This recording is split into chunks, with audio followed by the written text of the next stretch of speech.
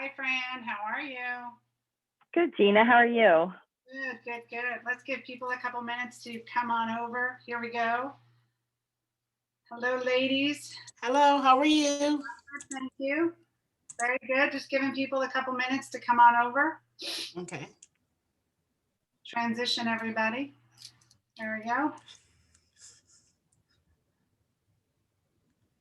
So I think you've heard already as they're coming over. My name is Gina Yarrish, and I'm a sales training specialist. All of our training is based on heart-centered. And so one of the things that we always talk about, what makes selling so difficult and sleazy, is because we're focused on ourselves and not on our heart. And so it's not about an outward growth, but it's more of an inward growth. And when we take that inward growth into who we are and what's important to us and how we can help other people, well, then all of a sudden life begins to evolve in a whole new direction. I would highly suggest that you have a piece of paper and pen, because if you haven't been on one of my trainings that I've done here, literally you and I get to work together, and I'll try to do that as fast as I can. But I want to just say that, you're in the right place if you have a service or product that's for the benefit of others and you want to be able to qualify leads. Let's start out with, when most people think about qualified leads, they always think about either their avatar or their ideal audience, okay? And when I've talked to people, they say, well, I work with females, or I work with middle-aged people, or I work with retired couples, or, they have this like one word as to what it is that, who they think they work with.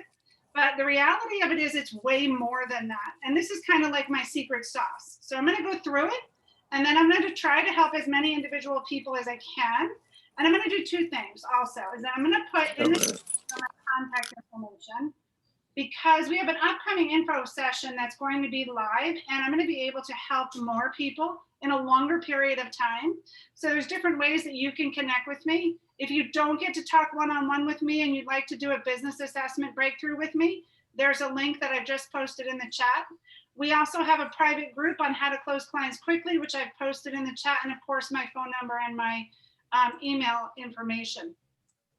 So think about this: when we're coming from the heart, the reason why things may feel sleazy when it comes to the sale is because we're not focused on ourselves. Because we are focused on ourselves and we're not focused on what the client's needs are. So when we're talking about the avatar, middle age, whatever their income may be, there's a certain income level, but think about more of it in the sense of, what problem are you helping to solve? So like our clients, they have a problem. They have fears of selling. They have fears of being rejected. You have just general fears for some people in having that initial conversation with somebody. And you lack the ability to communicate your value in a way that people want to buy from you. Okay, those are all the problems that I'm working with to help solve. So how do I solve that for them is being able to communicate value in a way that doubles and triples their revenue. Because once we get that clarity, then the confidence comes, then everything else comes. There's a domino effect. And next thing you know, people have a clear understanding of what it is that you do. I'll give you another example. Someone that's in the financial world may say, well, I'm a financial advisor. I help retirement people plan for their future. Okay, that's great. Sounds good. But really, what problem are you helping to solve for those retirement people? Because it's the problem that you're helping to solve that people are going to buy.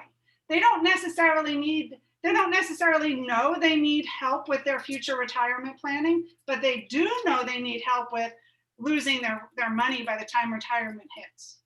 Does that make sense? Everybody kind of like give me a heads yes or no. Yes. What really helps to close clients quickly is understanding yourself, what problem you help people solve and how do you do it. Okay, so let's work with someone who wants to volunteer. Let me get my pad out here. Come on, ladies. Lynn, bring it on, girlfriend. You have to unmute yourself. Am I on? There you go. Okay, so now I just lost my little notes. So tell me about what you do, Lynn. Okay, so I'm going to give you my 30-second commercial, which is specifically for this networking group because I'm trying to approach a new niche. Okay. My name is Lynn Paczynski. My company is First Straw Marketing. I help business owners, marketing and business development managers in the cannabis and marijuana industry who are looking to expand their customer base, improve their brand reputation, and make more money with compelling marketing campaigns. Angel investors, bankers, attorneys, and accountants who serve this industry, from cultivators to packagers to dispensaries, would be good referrals for me. My company does logo development, printing, design, copywriting, website SEO, and branded logo products and apparel. Lynn Paczynski, First Straw Marketing. Okay, Lynn, are you open to some feedback? Sure. Okay, ladies. No, I think I'm going to leave now. No, listen, ladies, hear me when I say this, right? We're all big girls. Let's put our big girl panties on. Let's pick up our tatas. Let's just hear what we have to say, because when we hear what we have to say, now we know how we can fix it. And give me a show of hands. How many people did not understand what Lynn just said? I didn't get all of it. Did you understand the value of how she can help people? No. Okay, so I heard a lot in that. So the very first part, so who's your ideal audience? Is your ideal audience lawyers? So my strategic alliance would be the people who are B2B selling to that industry, which would be angel investors, bankers, attorneys, and accountants. So you would work with them. So you would my ideal client is the dispensary, the people who are in the dispensary space, which is retail facing for that industry. The people who make the decisions, the owners, the business development managers, and the marketing is how I hope help them. What am I doing to help them? I want to expand their customer base. I want to make their brand more memorable and recognizable, and I want to help them make more money. So my question to you is that, so your ideal client are the dispensers? Dispensaries. Okay, and so what's the problem that they're having? So now you bring up the issue of pain points, and I'm researching because this is a new approach for me. And there's a lot of, I thought it was competition. There's a lot of money there, a lot of cash, and a lot of big boys are coming into the market space. But there's other pain points which are regulation, the ability to attract workers, to get them to stay where they are without them leaving, the ability to train them. So there are a lot of problems to solve. So Lynn, what I hear though is that, for you, it's not a matter of what the entire market is feeling as far as pain, but you as a marketing person, what's your unique ability about what you can help people achieve? And so I'm thinking about, in my mind, is that Lynn as a marketing person, that their ideal client is dispensaries. How do you get them recognized? So the pain would be not being recognized in the industry, but want to be able to yada, yada, yada, yada, get brand recognition and everything else. But the pain, whatever the pain is, so here's the result that that you can help achieve. I know that I can help people to double their revenue. Why? Because we do it consistently. We have a history, we have a repetition. I've done it for 25 plus years.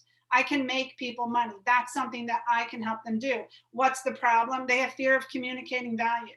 They have their own fears of being rejected.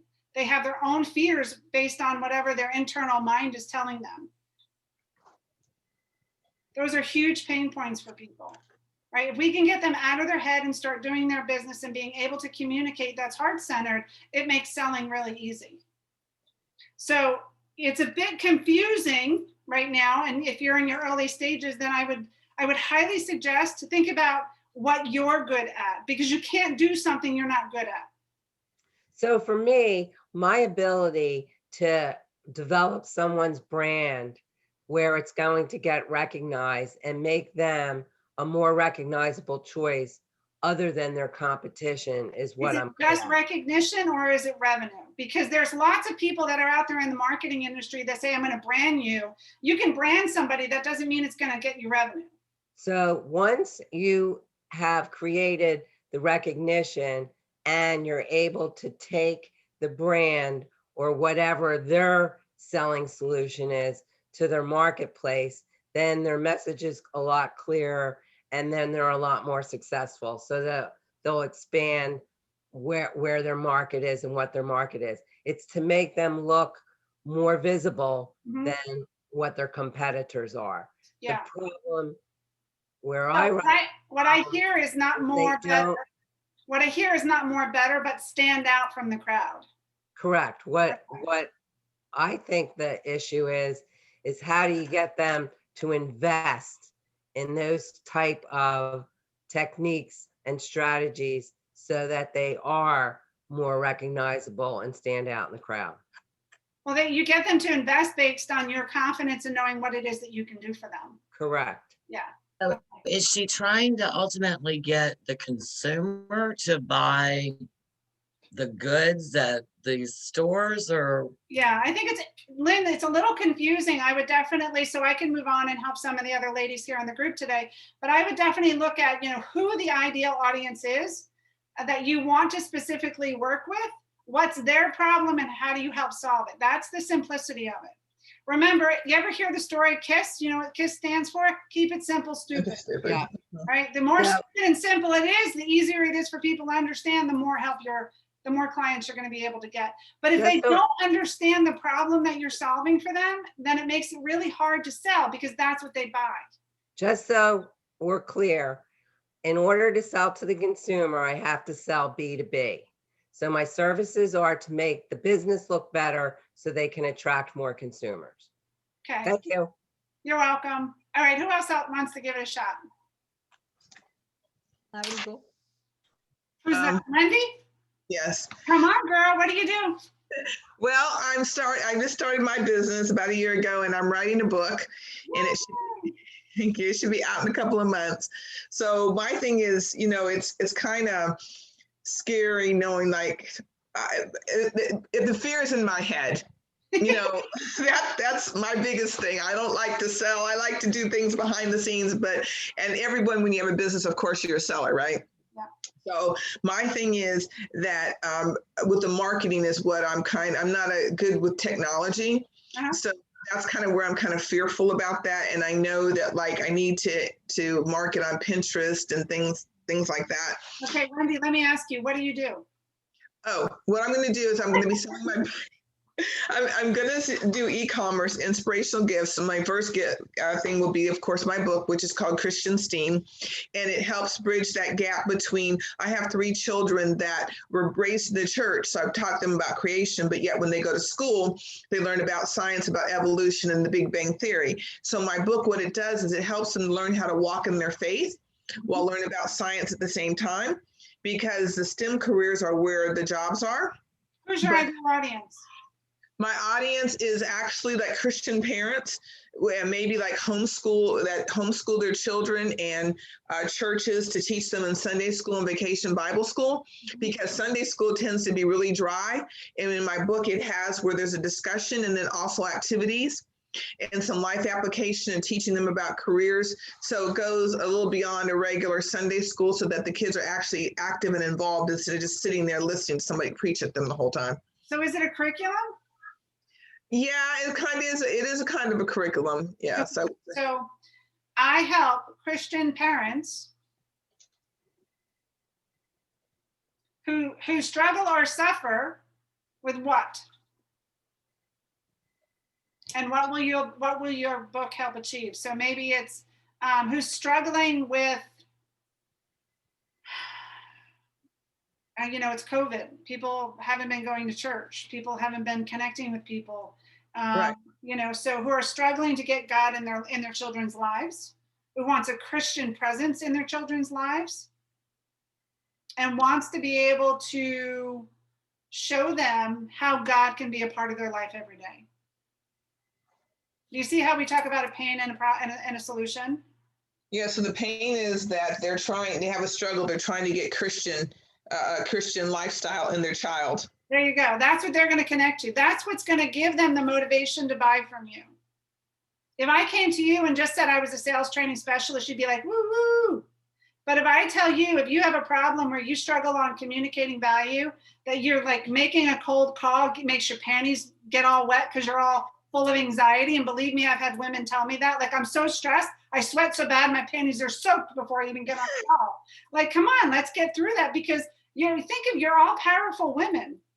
You know, we have powerful messages and we have powerful ways of helping people. But if we can't get it out of our head into other people's mind, you know, plates or whatever, then how is it that we're going to be of any use? The one thing that people always connect to is a problem that you're working through. So let's hear somebody else. Come on, Helen. Unmute yourself, babe. Yeah, mine is similar. So I have a K through 12 tutoring business, an ACT. Oh, what? A K through 12 tutoring business. Okay. An ACT prep. So mine is I help parents who are students, K through 12 students who are struggling to get their work done, be successful in school and in life. Okay. You know, because the kids aren't going to be the ones that buy it, right? It's going to be the parents. all right. So parents. Okay. Right? So parents that are struggling to get their kids struggling to get their kids to do their work, or struggling, parents that have struggles with virtual learning. Yeah, everything's not going to be virtual for very long. I mean, pretty much everybody's going in face to face. So I don't want to. So you have to figure out, like, if you have current clients right now, simply get on the phone and ask them, like, what's your biggest challenge with your kid right now?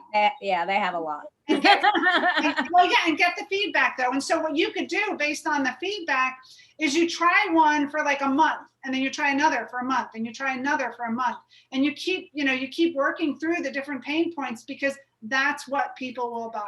Mm-hmm. It's not about the end result that you're going to be able to help them with. Granted, you need to know that, because the part of that is what you're going to be able to deliver, and that's where your confidence comes. And that's usually how I do my Facebook Lives. I'll listen to what the theme is for the week, let's say. Yeah, for sure. So, it's not about the students, but it's about the parents, and how you can, parents that are suffering and struggling with getting your kids to do their work, and you don't know where to find a good tutor. Something as simple as that we'll start to get that traction, and you keep tweaking it. Make sense? Okay. The kids need help, Yep. girlfriend. Mm-hmm. All right, who wants to go next? Oh yeah. We're busy. Less than 10 minutes. I will. Come on. I'm here. Genevieve? Guinevere. Guinevere. Oh, I love it. Thank you. Beautiful name, Mama. Thank you. Yes, I've been doing massage for 20 years. And of course, the pandemic put a little damper in that. And I had some ailments of my own. But one of the things that I wanted to do going back into the field is address some issues that people have that are ordinary, say low back, pelvic pain, shoulder pain. What I'd like to do is get them to pay attention to their bodies, hear their bodies, speak with their bodies, and just direct them into other places in their bodies that are causing their pain, not just your average massage, because that's not really what I do. I sense pain, I feel it, I direct them to it, but I want the client to give in to trusting themselves, believing themselves that they have the ability to find these places themselves and to stay with it. I need to develop a plan basically to get that done. Tell me, what's the result that you help them achieve? The result is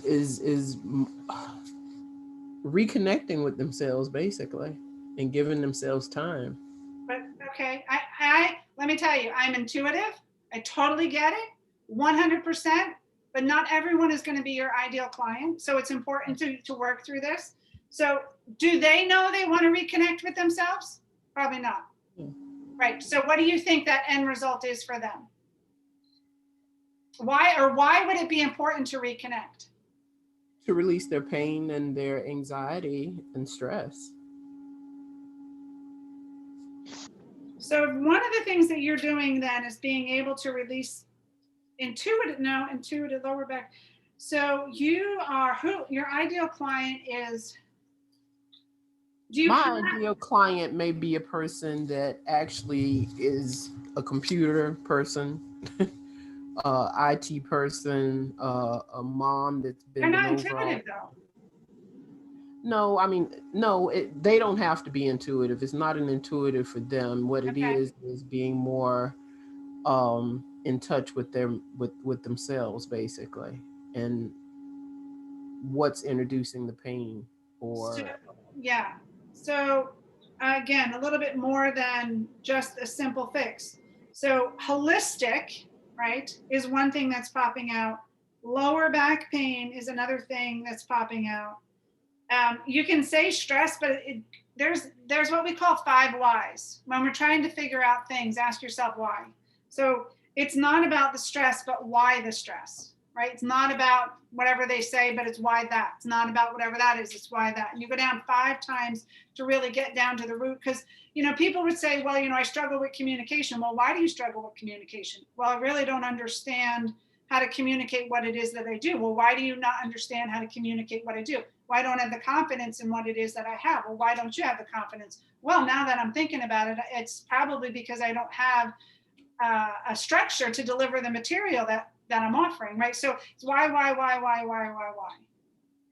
Can I say something? Who's that? Yeah, come on, Wendy.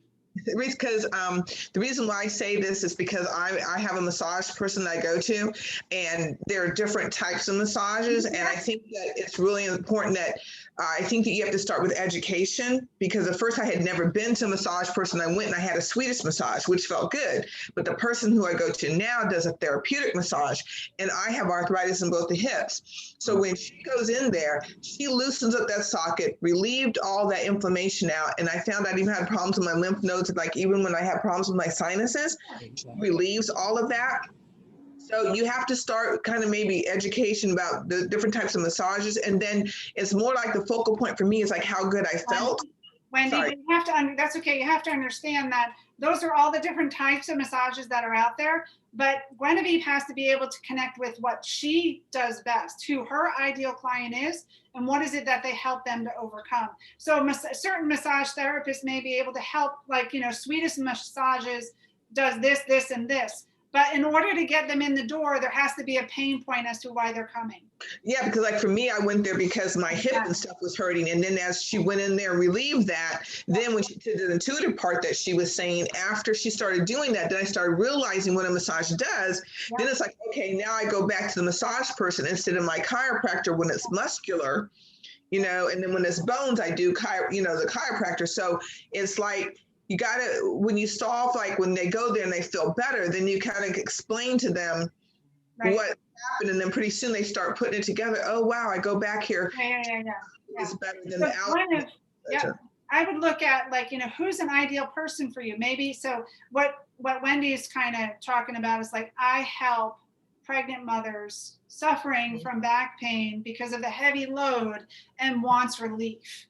So it's about an audience of people, a specific audience of people. What's the problem they're having? I'm pregnant. Not that that's a problem, but you understand what I mean. Right? And they want to be able to get relief holistically. Right. You can't. So it's taking the time to figure out, like, of all the clients you worked with over the years, who is your favorite? Mm-hmm. Because hear me when I say that if what you're doing today serves everybody, you're serving nobody. Okay. You have that wears you down is what that does. Yeah, exactly. So I'll give you an example. I talked to a gentleman the other day. He does 100 calls a day. Right? It's not about quantity, it's about quality, ladies, right? That's right. 100 calls, he doesn't close any, and he does this 7 days a week. Well, why the hell are you working? You're not making any money. If we don't get this part of it dialed in, think of it as the foundation, like you're building your house for the first time. If you don't get this part in, then you're never going to be able to build your house. Yes, you can be successful, because I know, done that, been there, had my heart catheterization by the time I was 35 because I served everybody. But I didn't get to being a decamillionaire by serving everybody. So when you get this part dialed in really well, you'll be able to see how business begins to evolve much easier. But it's amazing how people will have anxiety over picking a specific niche. You only pick it for a period of time, say 6 months, 3 months, until you hit that income level where you're happy. Now, will people move on to other areas and branch out? Some will. Like maybe you just serve women and now you're gonna branch out to men, kind of thing, right? Or maybe it's just couples and now you're gonna do children, whatever it may be. Maybe it's just retirees, but now you're gonna do, aging out or young adults or something like that if you're in different, in a different field. You just have to make enough money in what it is, hit your income goal first consecutively for 6 months before you alter anything. The biggest problem we see in the industry is A, not having the foundation where we're at now, and B, not being persistent and consistent long enough to generate the revenue. They have a tendency to keep changing and changing and changing and changing. Yeah, and I agree with Changing Wendy that. about having the education, because I do educate quite a bit. But one of the things that I had planned on doing was going to Search Monkey and. Ladies, if you can hear me, I don't know if Genevieve just went off, but my contact information is in the group. Feel free to book a